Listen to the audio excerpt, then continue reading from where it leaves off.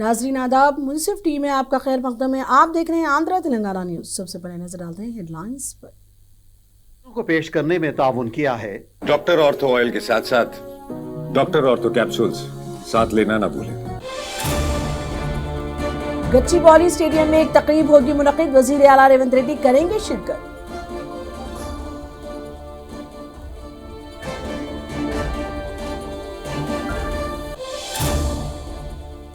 नारा लोकेश ने जनूबी कोरिया की वजीर से की मुलाकात, रियासत आंध्र प्रदेश में सरमायाकारी की दी दावत।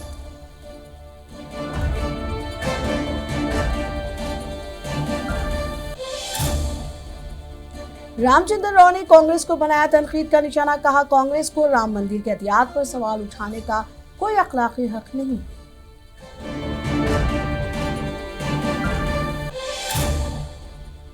पुलिस ने हबीबनगर के मंगर बस्ती में गार्डन एंड सर्च ऑपरेशन अंजाम दिया, मुश्तबा अफराद को लिया हिरासत में।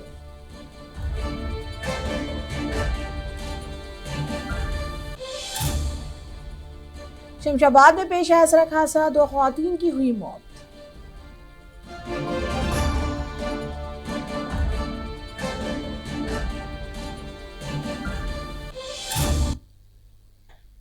अब खबरें तफसील से। गच्चीबौली स्टेडियम में गच्चीबौली स्पोर्ट्स डिस्ट्रिक्ट तेलंगाना की खेलों की महारत का नया दौर के उन्वान से एक खुसूसी तकरीब मुनक्किद होगी। इस मौके पर young India physical education and sports university का बाज़ाब्ता इफ्तिताह भी अंजाम दिया जाएगा। इस तकरीब में तेलंगाना के वजीर आला रेवंत रेड्डी शिरकत करेंगे। इस मंसूबे का मकसद तेलंगाना को खेलों के मैदान में एक मजबूत और आलमी मेयार का मरकज बनाना, नौजवान खिलाड़ियों को जदीद सहूलियात फराहम करना और खेलों के फरोग के लिए नई राहें हमवार करना है।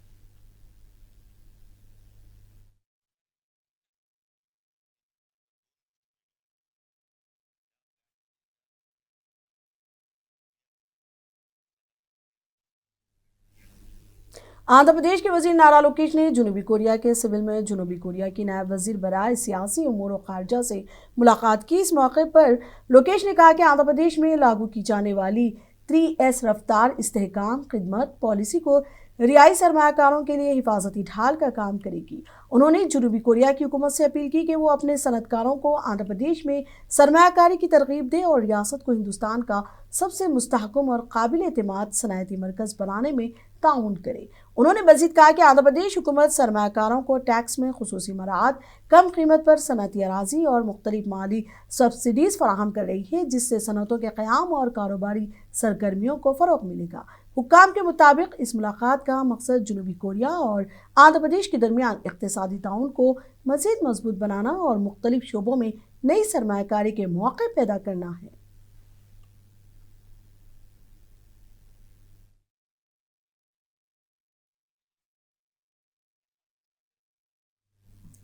तेलंगाना बीजेपी के रियासती सदर एन रामचंद्र राव ने राम मंदिर के मसले पर कांग्रेस की जानिब से किए जाने वाले रिमार्क्स की मजम्मत की। उन्होंने कहा कि कांग्रेस को मंदिर की तामीर या उसके लिए मिलने वाले एहतियात पर सवाल उठाने का कोई अखलाकी हक नहीं है।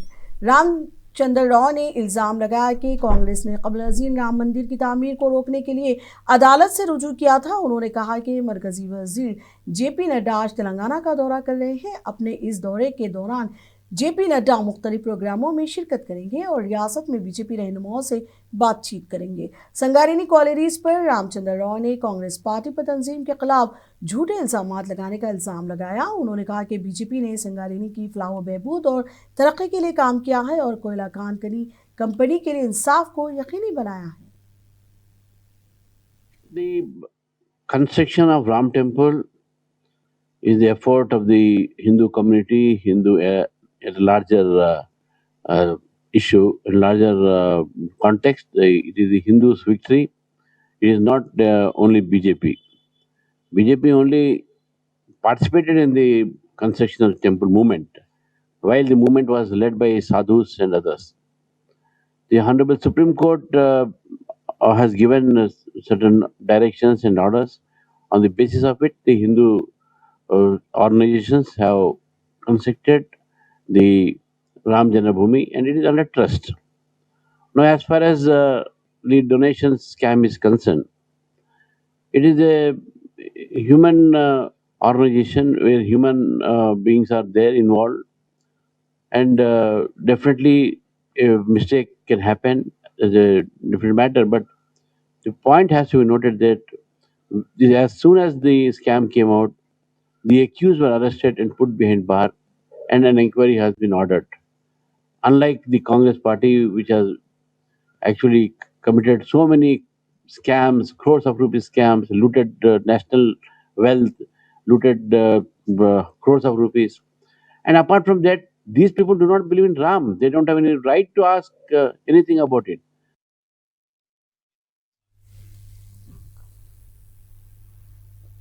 मल्काजगिरी पुलिस कमिश्नरेट के सरूर नगर इंडोर स्टेडियम में 5वीं Telangana state police games and sports meet 2026 का आगाज हुआ। इसका इफ्तिताह डीजीपी सीवी आनंद ने किया। इस मौके पर डीजीपी ने कहा कि पुलिस मुलाजमीन में जिस्मानी तंदुरुस्ती और जहनी तंदुरुस्ती को बढ़ाने के लिए खेल ज़रूरी है, जो अपने फ़राइज़ की अंजामदही में मुसलसल दबाव में रहते हैं। सीवी आनंद ने कहा कि मुझे गोल्फ खेलने से सुकून मिलता है, चाहे मेरा शेड्यूल कितना ही मसरूफ़ क्यों ना हो, मैं गोल्फ खेलता हूँ। खेल मुझे जहनी खुशी देते हैं। उन्होंने कहा कि तेलंगाना की टीम ने गुज़िश्ता साल ऑल इंडिया पुलिस गेम्स में 21 तमगे जीते थे और इस एतमाद का इजहार किया कि वो इस तादाद को बढ़ाने के लिए काम करेगी।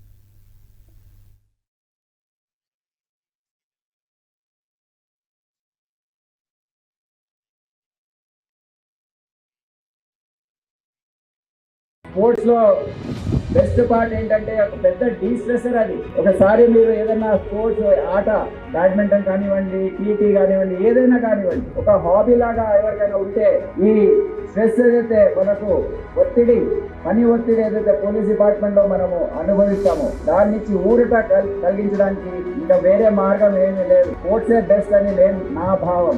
మనం ఏ విధంగా అయితే యోగా, ప్రాణాయామం, మెడిటేషన్ అంటామో, నా మెడిటేషన్ స్పోర్ట్స్. నేను పోలీసింగ్ ఆపేయచ్చు కానీ స్పోర్ట్స్ అయితే ఆపలేను. నేను ఆఫీసర్స్ అందరినీ కూడా రిక్వెస్ట్ చేస్తున్నాను. కొంతమంది ఎవరైతే స్పోర్ట్స్ లో పాల్గొన్నారో వాళ్ళు అనుకుంటారు sports is a waste of time అనే భావం వాళ్ళతో ఉంటుంది, ఆలోచన వాళ్ళతో ఉంటుంది. స్పోర్ట్స్ ఎంకరేజ్ చేయరు, ఏదో టైం వేస్ట్ అనుకుంటారు. ఆ విధంగా ఆలోచించకండి. మీకు స్పోర్ట్స్ లో పాల్గొనే మీకు సత్తా లేకపోతే, ఇంట్రెస్ట్ లేకపోతే, don't kill the interest of your subordinate officer.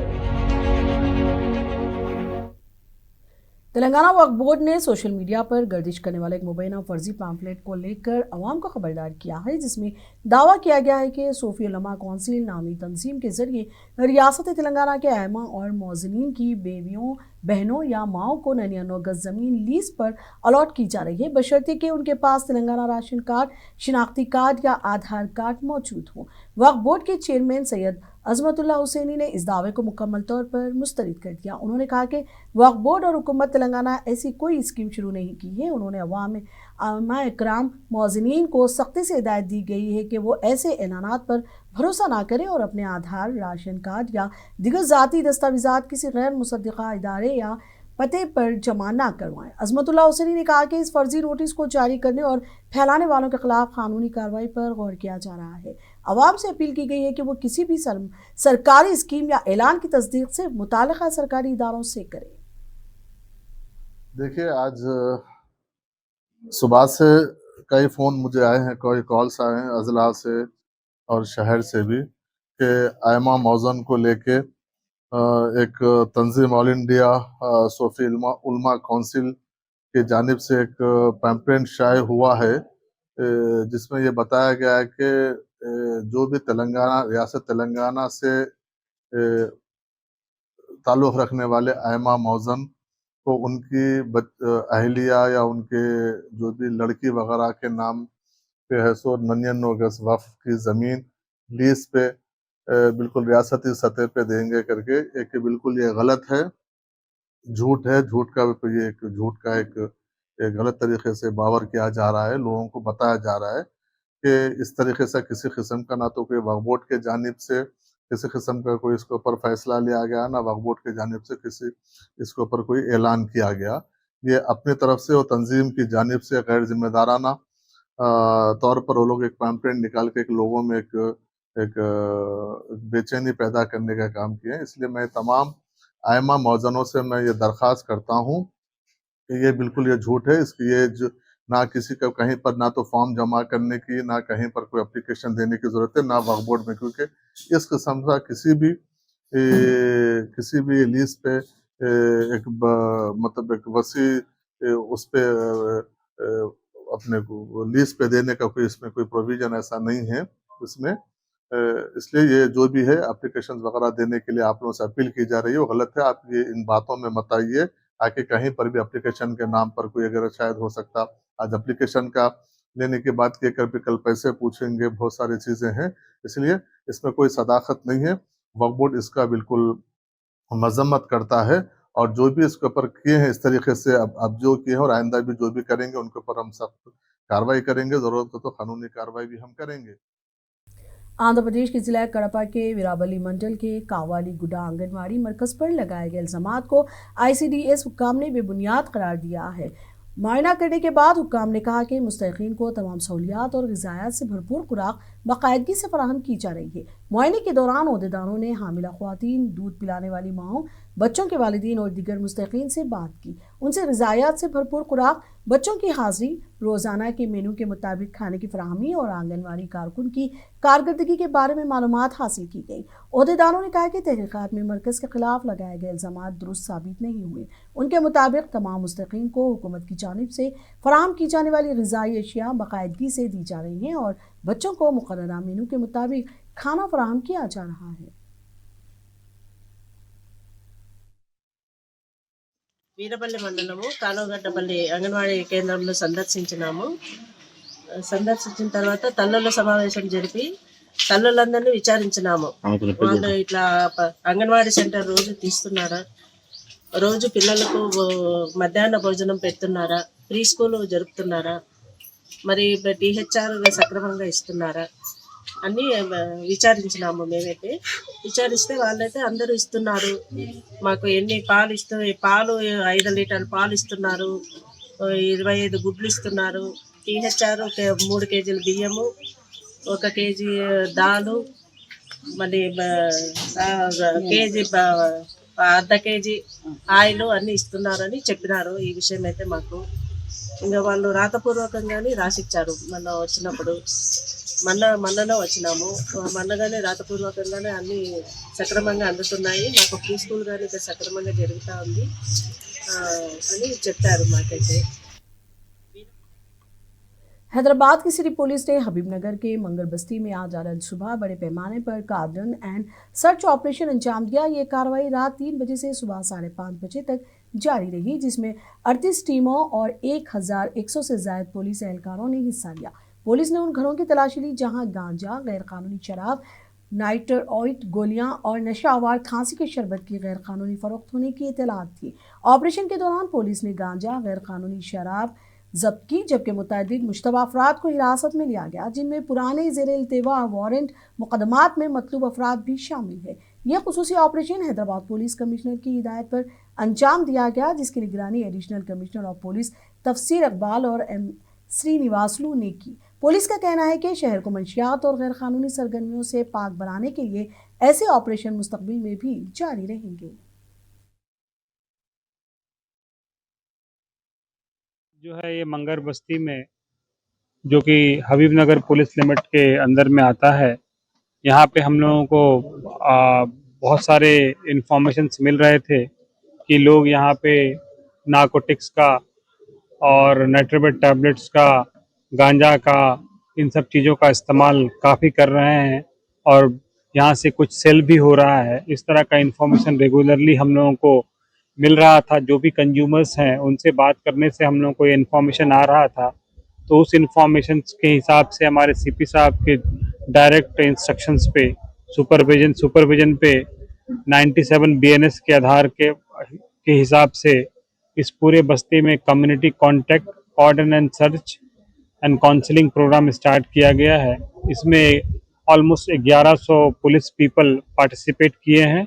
इसमें हमारे जो डायरेक्शंस हमारे एडिशनल CP क्राइम साहब, श्रीनिवासलू साहब और DCP Raghavendra, local DCP task force Vaibhav साहब, एडिशनल DCP आंध्र श्रीनिवास साहब, एडिशनल DCP KS राव साहब और यहाँ के लोग, तमाम लोकल सीनियर ऑफिसर्स और लॉ एंड ऑर्डर के वजीर आला रेवंत रेड्डी शाहबाद में सोलार मॉडल का इफ्तिताह कर रहे हैं। आइए आपको सीधे वहीं लिए चलते हैं।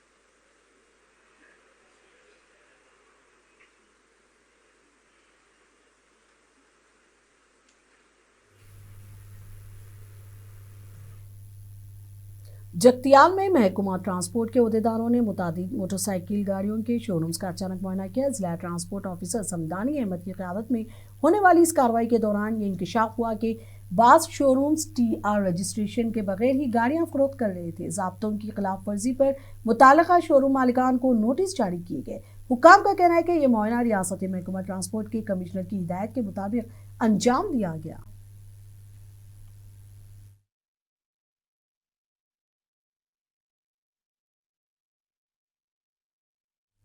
हैदराबाद मलकाजगिरी में गैर कानूनी शराब तैयार करने वाले एक गिरोह का पर्दाफाश किया। पुलिस ने 37 लीटर से ज्यादा शराब को जब्त कर लिया। यूट्यूब से शराब बनाने का तरीका सीखकर एक शख्स गुज़िश्ता 1 साल से खुफिया तौर पर शराब तैयार कर रहा था। इत्तला मिलने पर मलकाजगिरी DTFCI भारत कुमार SI श्रीनिवास रेड्डी और उनकी टीम ने कार्रवाई करते हुए शराब तैयार करने वाले शख्स को गिरफ्तार कर लिया। तहकीकात के दौरान मालूम हुआ कि शराब नेरेटमेट, सिकंदराबाद और NHO का पूरा इलाकों में फरोख्त की जा रही थी। पुलिस ने इस मामले में केस दर्ज कर लिया और तहकीकात जारी है।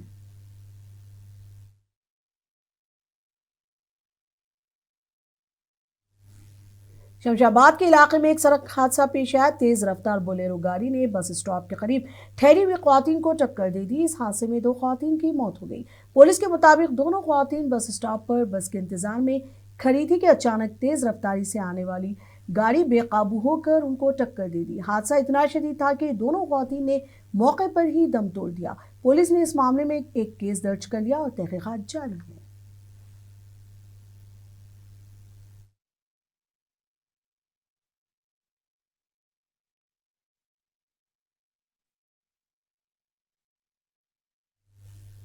हैदराबाद में आज सुबह मौसम ने अचानक करवट ली। शहर के मुख्तलिफ इलाकों में हल्की बारिश हुई। मौसम में तब्दीली की वजह से बादल छाए रहे और बाज़ इलाकों में बूंदाबांदी हुई। मेहदीपट्टनम, विजयनगर कॉलोनी और दीगर इलाकों में सुबह के औकात में हल्की बारिश हुई, जिससे मौसम खुशगवार हो गया।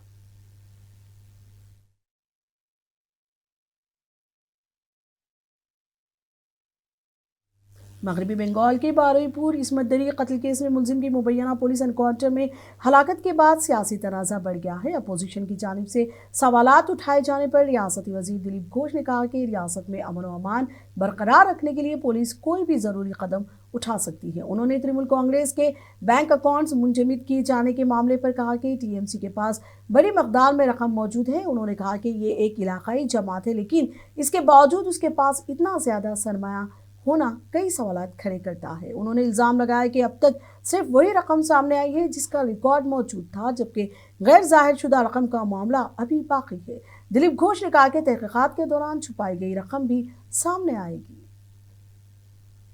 महाराष्ट्र, यूपी, बिहार, आसाम, मध्य प्रदेश में कानून व्यवस्था दुरुस्त करने के लिए पुलिस ने कोई भी रास्ता अपनाया है। यहाँ भी पुलिस को छूट है, अपराधियों को कोई माफी नहीं है। जो जरूरत पड़ेगा कानून व्यवस्था स्थापित करने सब किया जाएगा। जनता ने हमको वोट देके और इसलिए शांति चाहता है, विकास चाहता है जनता यहाँ के, उसके लिए सरकार सब कुछ करेगा। TMC के पास तो पैसा है, सब जानते हैं। एक छोटा सा लोकल पार्टी में इतना पैसा है और अनअकाउंटेड मनी उससे कई गुना है। अब तो अकाउंट का पैसा पता चला है, उसको सीज किया है, लेकिन जो बाहर है उसका क्या होगा, उसका भी निकलेगा। अभी खेती के नीचे से निकाला जा रहा है पैसा। कॉलेज का कॉमन रूम से और बैग भर के नोट मिल रहा है, सड़ गया है कि कितने साल से पड़ा। यहाँ पैसा, इतना पैसा आते कहाँ से है? तो इसका भी छानबीन होगा। महाराष्ट्र, यूपी, जम्मू कश्मीर में साल 2026 की श्री अमरनाथ यात्रा के लिए रजिस्ट्रेशन का अमल जारी है। रजिस्ट्रेशन काउंटर्स के बाहर अकीदतमंदों की लंबी कतारें देखी जा रही हैं, जहां अकीदतमंद अपनी बारी का इंतजार कर रहे हैं। इंतजामिया की जानिब से यात्रियों की सहूलत और भीड़ को मुनज़्ज़म रखने के लिए खुसूसी इंतजाम किए गए हैं। हुक्काम ने अपील की कि सिर्फ रजिस्टर्ड यात्री ही मुकर्ररा तारीख और रास्ते के मुताबिक यात्रा पर रवाना हों, ताकि सफ़र को महफूज और मुनज़्ज़म बनाया जा सके।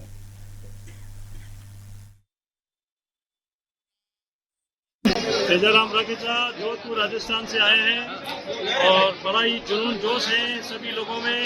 बाबा बर्फानी अंतर्धान हो गए, उसके बाद भी हम वहाँ होली के जाकर के दर्शन करके आएंगे और लोगों में इतना जुनून जोश है कि भाई उनको 5 दिन की आगे की डेट मिल रही, फिर भी वो पीछे नहीं सरक रहे हैं और बहुत ही जोश और जुनून के साथ में आगे बढ़ रहे हैं। लगता है कि बाबा अंतर्ध्यान होगी, उससे कोई फर्क पड़ता है आस्था में? कोई उसका कोई फर्क नहीं पड़ता है। हम तो जाकर के होली केव के भी दर्शन करके आएंगे। बाबा अंतर्ध्यान हो गया तो क्या हो गया, हमें दर्शन मिलेगा। क्या कहना चाहेंगे बाकी लोगों को जो आने वाले हैं? बाकी लोगों को ये कहना चाहेंगे कि अभी 57 दिन की यात्रा है, आप आराम से पधारिए ताकि यहाँ आपको रस में फंसना नहीं पड़े। मेरा नाम धनेश शर्मा है। कहाँ के रहने वाले हैं? मैं उत्तर प्रदेश जिला बुलंदशहर का हूँ। तो काफी रश भी है और कितना जुनून है?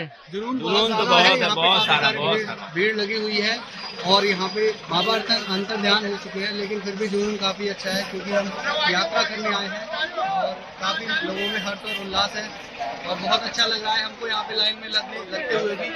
और मैं लेकिन और लोगों से रिक्वेस्ट करना चाहूँगा कि वो लोग थोड़ा सा अपना रजिस्ट्रेशन पहले से ही करा के। केरला के जिले वायनाड में लैंडस्लाइडिंग के बाद रेस्क्यू ऑपरेशन आज तीसरे रोज भी जारी है। इमदादी कारकुनान मलबे में दबे अफराद की तलाश में मुसलसल मसरूफ है। ताज़ा इतलात के मुताबिक एक और लाश बरामद कर ली गई है, जिसके बाद हलाकतों की तादाद बढ़कर 4 हो गई है। रेस्क्यू टीमें मुकामी इंतजामिया और रजाकार मुतासिरा इलाकों में राहत और बचाव के कामों में सरगर्म हैं।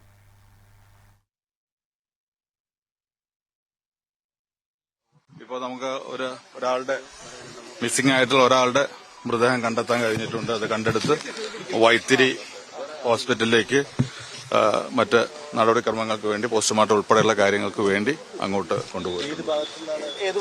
നമ്മൾ ആദ്യമേ പറഞ്ഞിരുന്ന സോൺ 4 സോണാക്കി തിരിച്ചിരുന്നു.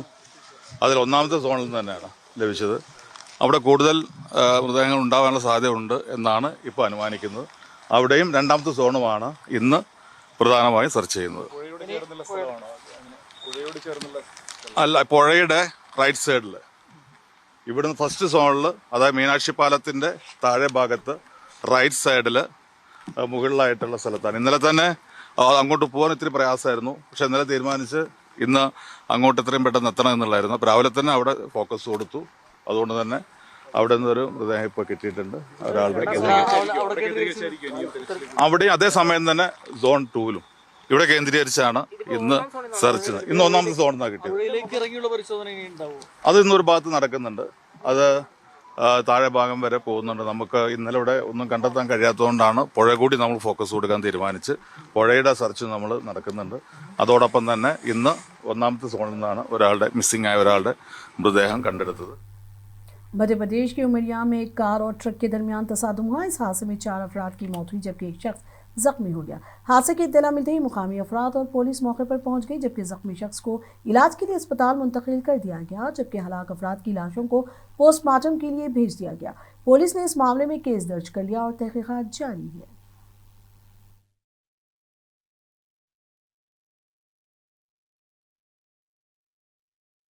तो जिले से आई है और बड़ौला के पास एक्सीडेंट हुआ है ट्रक में उसका, जिसमें 5 सवारी थे।